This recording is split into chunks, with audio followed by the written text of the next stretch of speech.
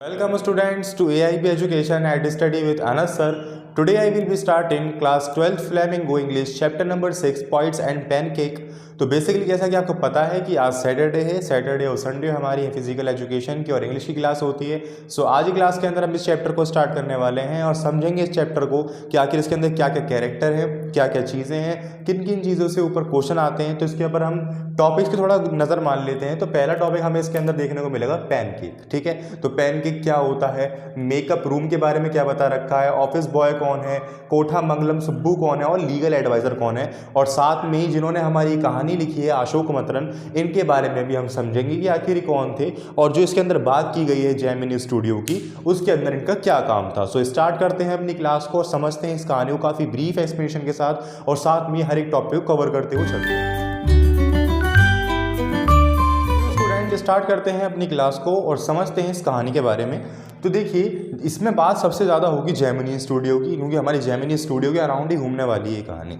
तो जेमिनी स्टूडियो के ओनर कौन है भाई? जेमिनी स्टूडियो के ओनर हैं, मतलब पहले ऐसे ओनर तो हमारे हैं एस एस वैसन, और ये है मद्रास में यानी चेन्नई के अंदर, इसके ओनर एस एस वैसन है। अब कहानी के नाम पे आ जाइए, पॉइंट्स एंड पेनकेक। तो ये जो हमारे अशोका मित्रन है, इनकी कहानी है माय ईयर विद बॉस। तो इस बुक के अंदर से इन्होंने सिर्फ एक भाग लिया है जिसको हम आज पॉइंट्स एंड पेनकेक के नाम से पढ़ रहे हैं। तो an excerpt from the books my year with boss. The story revolves around the casteism of early 20th century of India. यानी कि इसके अंदर हम बात करने वाले हैं बेसिकली फिल्मी दुनिया की, जो कि 20th सेंचुरी की स्टार्टिंग की बात है, जैसे कि 1940 या 50-60 के अराउंड की बात है। तो पहले के समय में स्टूडियो को ज़्यादा महत्व हुआ करता था, क्योंकि ज़्यादा से ज़्यादा शूटिंग जो हुआ करती थी वो स्टूडियोज़ के अंदर हुआ करती थी। उस स्टूडियो के बाद मात्र कुछ या 2 या 3% की शूटिंग्स हुआ करती थी, इसलिए जो हमारे स्टूडियोज़ थे उनकी कुछ ज़्यादा ही महत्व हुआ करता था। उसके अंदर काम करने वाले लोगों का, उसके अंदर शूटिंग्स का, सभी काम उसके अंदर होने।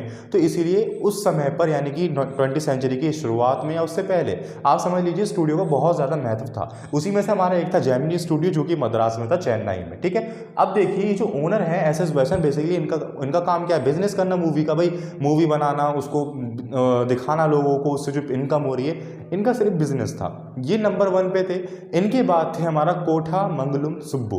बेसिकली मद्रास के हैं, इसलिए थोड़ा नेम इनका थोड़ा गड़बड़ टाइप का है। तो कोठा मंगलम सुब्बू एक तरह से समझ लीजिए सेकंड ओनर है। इनके पास सेकंड यानी ओनर के बाद जो अथॉरिटी है, रिस्पॉन्सिबिलिटीज़ हैं, वो इनके पास है। और जो कोठा मंगलम सुब्बू हैं वो बेसिकली मल्टीटास्कर है, यानी कि हर एक काम के अंदर उनकी ज़रूरत होती ही होती है। चाहे वो किसी भी तरीके की शूटिंग्स हो, किसी भी तरीके की एडवाइस हो, कोई भी काम हो, उनके बिना वो नहीं हो सकता। यानी कि वो काफ़ी बेहतरीन पर्सन है, काफ़ी खुले दिमाग के हैं, खुश मिजाज हैं और किसी भी चीज़ का सॉल्यूशन ढूंढने में माहिर हैं कि यार हम इसको ऐसे भी कर सकते हैं तो ऐसे भी कर सकते हैं। इसी तरीके से उनको एक तरह से सेकंड ओनर इसमें बताया गया है, क्योंकि वो मल्टीटास्कर है, बेहतरीन पर्सन है और माइंडफुलनेस है। ठीक है, तो इस तरीके से यहाँ पे हमारी कहानी की शुरुआत होती है। अब सुब्बू जी की बात आई गई है तो पहले इनके बारे में समझ लेते हैं। तो he was a very good quality person, loyalty, creativity and talent all for the advantage for his boss, tailor made for films. तो बेसिकली इनके अंदर काफ़ी लॉयल्टी हैं, काफ़ी ईमानदार हैं और अच्छी क्वालिटी वाले पर्सन हैं, क्रिएटिविटी है इनके अंदर, मल्टीटास्कर हैं, सभी काम को अच्छे से हैंडल कर लेते हैं, हर एक प्रॉब्लम को सॉल्व भी कर देते हैं अपने दिमाग के ज़रिए। तो इसी तरीके से एक तरह से बॉस के जैसी इनके अंदर क्या है, सारी कंडीशंस हैं, सिचुएशंस हैं और very close to the boss. In fact number 2, ये बहुत ज़्यादा यानी जो ओनर है हमारे एस एस वासन, उनसे बहुत ज़्यादा क्लोज हैं, काफ़ी अच्छे तालमेल है। इनफैक्ट इन्हें जेमिनी स्टूडियो में नंबर 2 बॉस भी बोला जाता था। Affluent exposure, ability to look cheerful inspired, यानी कि हमेशा चीयरफुल रहते हैं। ठीक है, यानी देखो जब किसी भी इंसान के पास इतनी ताकत होती है किसी भी जगह पर, तो उससे जलने वाले भी बहुत सारे होते हैं। इसके अंदर भी है, जिसकी हम बात करेंगे ऑफिस बॉय। ऑफिस बॉय से बहुत ज़्यादा जलता है। तो वो क्यों जलता है? क्योंकि उसका ये कहना है, क्योंकि वो बेसिकली जो जेमिनी स्टूडियो के अंदर आया था वो इसलिए आया था क्योंकि मैं एक्टर बन सकूँ, स्क्रीन राइटर बन सकूँ, राइटर बन सकूँ, पोएट बन सकूँ, कुछ तो बन जाऊँ। बट वो बना कुछ भी नहीं, वो बन गया ऑफिस बॉय, छोटे मोटे काम करने वाला। तो इसने ये कहा कि ये जो सुब्बू जी हैं ना, ये इसलिए बने हुए हैं, इतनी ऊंचाई पे इसलिए बैठे हुए हैं क्योंकि ये ब्राह्मण है।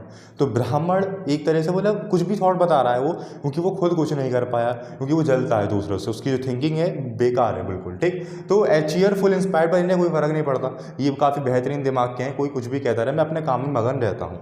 गुड पॉइंट, काफ़ी अच्छी पॉइंट है, काफ़ी बढ़िया पोएम लिखते हैं, जिनकी इनकी पॉइंट भी है, एक कहानी भी है, थिलाना मोहानम बलम। ठीक है, तो काफ़ी तमिलनाडु के इसलिए काफ़ी नाम थोड़ा मुश्किल है, तो इनकी मैं यहाँ लिख भी देता हूँ। मोहा नम्बलम, ठीक है। ये भी इन्होंने कहानी लिखी थी एक। और एन एक्सेलेंट एक्टर, काफ़ी बेहतरीन एक्टर थे, बट ये ज़्यादातर एक्टिंग को लीड करने का ही काम करते थे। ऐसा नहीं था ये एक्टर ही थे, इनके अंदर क्वालिटी सब थी, कर सब कुछ सकते थे, बट लीड करते थे सभी चीज़ों को, ठीक है। तो ये थे हमारे सुब्बू जी के कैरेक्टर। सो आई होप आपके समझ में आया होगा। एक बार दोबारा रिव्यू करवा देता हूँ। कैसे पर्सन है, बेहतरीन पर्सन है, चीयरफुल पर्सन है, गुड क्वालिटी है, किसी से जलते नहीं है, अपने काम पर ध्यान देते हैं। इनफैक्ट इन्हें जेमिनी स्टूडियो के अंदर बॉस नंबर 2 भी बोला जाता है। ये जो ओनर हैं हमारे जेमिनी स्टूडियो के, एस वासन, उनसे काफ़ी ज़्यादा क्लोज हैं। एस वासन जी ने भी इनके ऊपर सभी काम दे रखा है, क्योंकि ये लॉयल हैं, क्रिएटिविटी है, ईमानदार हैं बहुत ज़्यादा। उन्हें पता है कि इससे बेईमानी का तो उम्मीद की ही नहीं जा सकती, इसीलिए इनको द्वारा मतलब सुब्बू जी को इतना बड़ा इसमें रोल बताया गया है, ठीक है। तो ये था हमारा सुब्बू जी का कैरेक्टर। अब हम आ जाते हैं अपने ऑफिस बॉय की तरफ। तो देखिए ऑफिस बॉय क्या है, मैंने आपको बता दिया कि बेसिकली इसने जेमिनी स्टूडियो क्यों ज्वाइन किया था, ताकि ये स्टार बन सके, स्क्रिप्ट राइटर बन सके, पोइट बन सके, कुछ तो बन सके, बट इसने इसलिए ज्वाइन किया कि मैं कुछ ना कुछ बन जाऊंगा। Join studio in hope to become a star, director, script और लिरिक्स राइटर या स्क्रीन राइटर, जो मर्जी कह लीजिए, मगर ये बन कुछ भी नहीं पाया। नॉट अ बॉय, यानी कि हम जो बात कर रहे हैं ऑफिस बॉय, ये कोई लड़का नहीं है, ये 18-19 साल का, ये बल्कि 40 साल का एक बूढ़ा आदमी है। बूढ़ा तो नहीं कहेंगे, एडल्ट बोल दीजिए। तो 40 साल का एक अच्छी खासी उम्र का आदमी है, और फ्रस्ट्रेटेड एंड ब्लेम्ड, यानी कि जो ये कुछ अचीव नहीं कर पाया, इतना टैलेंट होने के बाद भी, मतलब हर चीज़ की क्रिएटिविटी होने के बाद भी, तो ये ब्लेम जो देता है वो देता है सुब्बू जी को, क्योंकि ये भी देता है कि मैं नहीं बन पाया क्योंकि मेरी जो है वो जाति अलग है, ब्रादर अलग है, और वो ब्राह्मण है, इसलिए उन्हें अचीवमेंट मिल गई, और इसलिए उनको ज़्यादा जो है वो मतलब तालमेल बॉस से बढ़िया है, मेरे नहीं है। इसीलिए यानी कि जो ये फ्रस्ट्रेटेड है, जो ये नहीं बन पाया, उसका ब्लेम किसको दे रहा है, वो सुब्बू जी को, इसलिए वो उनसे जलता भी है। और ये सब जो बातें हैं वो किसको बता रहा है, अपने अशोका मिश्रा जी को, इसलिए उन्होंने एक किताब में लिख भी दी बातें, ठीक है। तो ये था हमारा छोटा सा कैरेक्टर ऑफिस बॉय का।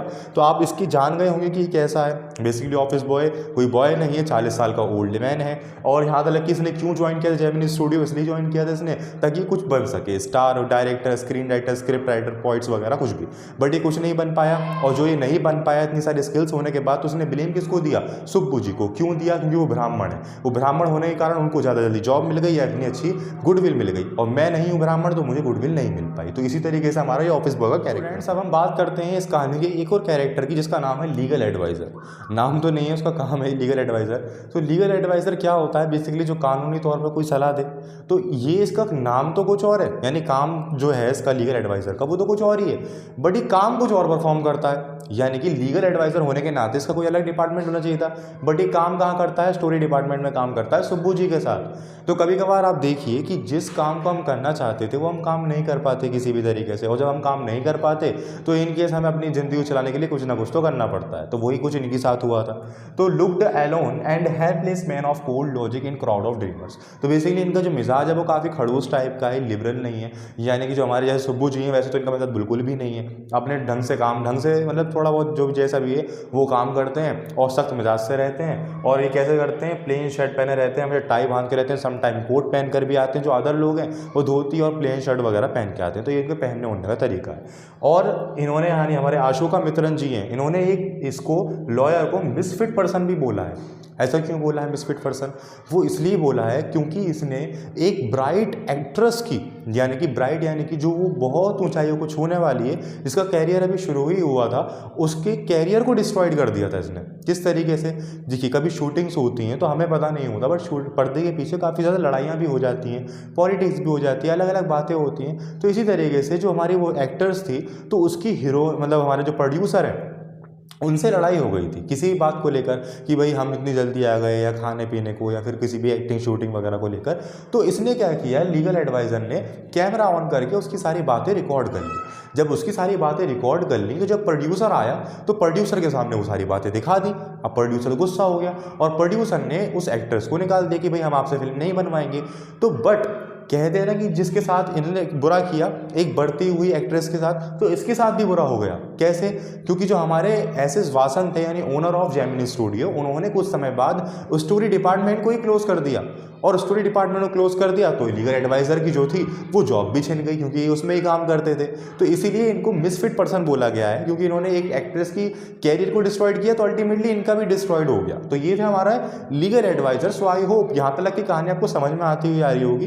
बेसिकली जो मैं बातें बता रहा हूँ उनके कैरेक्टर में आपको बताता हुआ चल रहा हूँ। अभी हमने पढ़ लिया सुब्बू जी के बारे में, ऑफिस बॉय के बारे में और लीगल एडवाइजर के बारे में। अब हम थोड़ी सी बात करते हैं कि जो इस कहानी में हमें मेकअप रूम के बारे में बताया गया है, पैनकेक क्या है, तो उसके बारे में हम समझते हैं। बात करते हैं पैनकेक की। तो पैनकेक किसी जगह का नाम नहीं है, किसी पर्सन का नाम नहीं है, ये बेसिकली एक मेकअप का ब्रांड है। ठीक है, मेकअप के ब्रांड नेम है ये कि of makeup material bought by Gemini studio in truckloads. तो बेसिकली ये एक ऐसा ब्रांड है जो कि जेमिनी स्टूडियो में बहुत ज़्यादा खरीदा जाता था अपने एक्टर्स को, जो साइड एक्टर्स होते हैं, जो छोटे हीरो हीरोइन होते हैं पीछे डांस करते हैं वगैरह, उनके मेकअप को करने के लिए, यानी उनकी चेहरे को सही करने के लिए। Set and studio lights required so that the pores of the faces actors to be close with pancake. यानी बेसिकली जैसे आप खुद ही देखो जो मेकअप्स वगैरह होते हैं वो बेसिकली क्या होते हैं, चेहरे को अच्छा बनाने के लिए होते हैं। तो जो एक्टर्स के दाने वगैरह होते हैं, छोटे छोटे छेद होते हैं ना किसी के चेहरे पे, तो उन सभी को ढकने के लिए, उनको खूबसूरत बनाने के लिए इसका यूज़ होता है। मगर जो हमारे अशोका मित्रन जी हैं उन्होंने एक लाइन मारी है यहाँ पर, ये मारी है कि face is use to turn decent artist with into monster. यानी कि उन्होंने कहा है कि इस मेकअप के जरिए क्या होता है, जो हमारे बेहतरीन खूबसूरत आर्टिस्ट हैं उनको मॉन्स्टर के वे में कन्वर्ट कर देते हैं, यानी कि उन्हें बिल्कुल गंदा बना देते हैं, अगली बना देते हैं। Most of the shooting done's indoor, यानी कि जो ज़्यादा से ज़्यादा शूटिंग्स होती हैं वो हमारे स्टूडियो के अंदर ही होती हैं, इंडोर्स में होती हैं, बाहर ज़्यादा कम नहीं होती, मतलब बाहर बहुत ज़्यादा कम होती हैं, 2 या 3% की शूटिंग्स बाहर होती हैं, बाकी सब स्टूडियो के अंदर ही होती हैं। तो ये था हमारा कुछ हमारा मेकअप रूम है। तो मेकअप रूम के बारे में समझते हैं। तो look like a hair cutting saloon, large mirrors and incandescent lights cause intense heat. देखिए मेकअप रूम एक इस तरीके का रूम है जिसको बताया गया है हमारे अशोक मित्रन जी के द्वारा कि वो एक नाई की दुकान जैसा है, हेयर कटिंग सैलून जैसा है। अब हेयर कटिंग सैलून मतलब यानी काफ़ी सारी चेयर्स हैं, बहुत सारे शीशे हैं, लाइटें काफ़ी ज़्यादा बड़ी बड़ी हैं, और लाइटें भी ऐसी हैं इनकैंडिसेंट लाइट्स, उनके द्वारा बहुत गर्मी पैदा होती है। और जो गर्मी पैदा होती है उससे बहुत ज़्यादा सिचुएशन यानी प्रॉब्लम हमें फेस करनी पड़ती है हमारे एक्टर्स को। आज के समय में आप देखो तो आज के समय की फैसिलिटी के मुताबिक पहले के समय फैसिलिटीज़ नहीं हुआ करती थी। इधर मेकअप भी चल रहा होता था, पसीना भी आ रहा होता था, लाइट्स की रिफ्लेक्शन आ रही होती थी मुंह पे, तो बहुत सारी प्रॉब्लम ऐसी थी जो कि फेस करनी पड़ती थी उस समय पे हमारे आर्टिस्ट को। मेकअप भी करवाना होता था और फिर पसीने को भी सूखना पड़ता था। पंखे जो होते थे वो सिर्फ हाथ वाले पंखे हुआ करते थे, ज़्यादा हाई लेवल की टेक्नोलॉजी थी नहीं। तो उस समय पे इन्होंने बता रखा है कि look like hair cutting saloon, हमारे नाई की दुकान जैसा लगता है वो, और बहुत सारे मिरर्स हैं, चेयर्स हैं, बहुत बड़ी बड़ी लाइट्स हैं जो कि गर्मी पैदा करती हैं। इतनी हाई टेक्नोलॉजी है नहीं हमारे पास। अब स्टेयर ऑफ बिल्डिंग कहाँ था, बिल्डिंग से मतलब पहली दूसरी मंजिल पे, believe to have been Robert अब क्लाइज स्टेबल। तो ये था हमारा मेकअप रूम के बारे में। सो आई होप आपके समझ में आया होगा, बहुत छोटा टॉपिक ही था हमारा बेसिक। स्टूडेंट्स अब हम थोड़ा सा जानते हैं अपने अशोका मित्रन जी के बारे में। तो author Ashokamitran is a Tamil writer, tells about Gemini studio where his work was to cut out newspaper clipping and store them in files. तो बेसिकली ये हमारे जेमिनी स्टूडियो के अंदर काम किया करते थे। इनका काम कुछ ज़्यादा खास नहीं होता था, इनका काम होता था बेसिकली न्यूज़पेपर को कट करना और फाइल्स के अंदर चिपकाना, ये इनका काम था। इन्होंने ही हमें जेमिनी स्टूडियो के बारे में बताया है। तो बेसिकली इनका काम जो था वो काफ़ी इनसिग्निफिकेंट था या फिर ज़्यादा यूज़फुल नहीं था, इतना कोई खास काम तो है नहीं, यानी न्यूज़पेपर कट करना और फाइल्स में लगाना है। तो his performance N insignificant work but he was most well inform member, यानी जेमिनी स्टूडियो के बारे में खबर इनके पास सब हुआ करती थी। काफ़ी ज़्यादा नॉलेजेबल पर्सन भी थे, काफ़ी ज़्यादा बढ़िया पर्सन भी थे अशोका मित्रन जी। तो इनके बारे में उन्होंने अपने बारे में थोड़ा इतना ही बताया है कि बेसिकली मेरा काम थोड़ा इनसिग्निफिकेंट था और मैं जेमिनी स्टूडियो के अंदर काम किया करता था, और मेरा परफॉर्मेंस जो था वो थोड़ा बेकार से था, मतलब समझ लीजिए यूज़फुल नहीं था इतना। और जो his performance significant but he was most well inform member, काफ़ी ज़्यादा इन्फॉर्म मेंबर ये हमारे थे अशोका मित्रन जी। तो अब इसी कहानी के अंदर हमें थोड़ा सा और एक अलग सा पार्ट देखने को मिलता है जब इंटरनेशनल ग्रुप हमारे पास आता है, तो थोड़ा उसके बारे में इसी कहानी के अंदर थोड़ा सा 2 अलग कैरेक्टर्स के बारे में बता रखा है हमें। पहला तो Gemini studio hosted a group of international performer called a rearmament army. तो बेसिकली एक समय था कि बेसिकली कुछ समय के लिए जो इंटरनेशनल एक्टर्स थे, परफॉर्मर थे, वो जेमिनी स्टूडियो आए थे और उन्होंने होस्ट किया था उसको, जिसको हम रीऑर्नामेंट आर्मी के नाम से जानते हैं। उन्होंने कुछ सारी चीज़ें करी थी, कुछ एक्टिंग्स भी करी थी, थोड़े थोड़े शॉट्स भी लिए थे। तो उनकी सभी चीज़ें सिंपल थी जैसा और लोगों की होती हैं, मगर उनकी ड्रेसेस और साथ में उनका काम करने का तरीका यानी ड्रेसेस थोड़ी सी अलग थी। कुछ फुली ड्रेसेस होती है ना बाहर के लोगों की, इंटरनेशनल के लोगों की पहले के समय में, तो वैसी ड्रेसेस थी। तो और तमिलनाडु के अंदर यानी कि इस समय हमारी जो सबसे ज़्यादा शूटिंग्स हुई थी वो सनराइज़ के समय की हुई थी और सनसेट के समय की हुई थी। तो इन दोनों समय की जो शूटिंग्स थी वो काफ़ी ज़्यादा प्रचलित में आई थी। ज़्यादा से ज़्यादा फिल्मों के अंदर हमें ये 2 कट तो देखने को मिलते ही थे, सनराइज़ वाला भी और सनसेट वाला भी। ठीक है, चलो यहाँ पे बात करते हैं। इसी तरीके से हमारे पास एक और गेस्ट आए। Another guest Stephen Spender visited the Gemini studio where he could not linguistic barrier. तो एक और हमारे पास गेस्ट आए जिनका नाम था स्टेफन स्पेंडर, जो कि हमारे जेमिनी स्टूडियो को विजिट करने आए थे, मगर उनसे हमारी कम्युनिकेशन हो नहीं पाई क्योंकि वो कुछ बोलते थे, हम कुछ बोलते थे। उनकी लैंग्वेज कुछ थी, या बेसिकली बाहर से आए तो इंग्लिश ही बोलेंगे और इंग्लिश ज़्यादा किसी को आती नहीं थी, तमिलनाडु भाषाएं बोलते थे। तो कम्युनिकेशन गैप जो था उससे हमारी जो थी इनसे तालमेल बन नहीं पाया। इनकी बातों पे मतलब जिस पर हंसना होता था उस पर हंसते नहीं थे, चुप रहते थे, जिस पर हंसना होता था उस बैठ जाते थे। तो ऐसा होता है ना, कम्युनिकेशन जब गैप होता है हमें खुद समझ में नहीं आता कि किस बात पे क्या रिएक्ट करें। वैसे ही कुछ इन्हीं के साथ हुआ, तो बढ़िया चले गए, वापस चले गए। बट फिर कुछ समय बाद जो हमारे अशोका मित्रन जी हैं, एक शॉर्ट स्टोरी कंपटीशन हुआ था, तो ये उसके अंदर पार्टिसिपेट करना चाहते थे, जो कि बेसिकली ऑर्गेनाइज किया जा रहा था एनकाउंटर के थ्रू।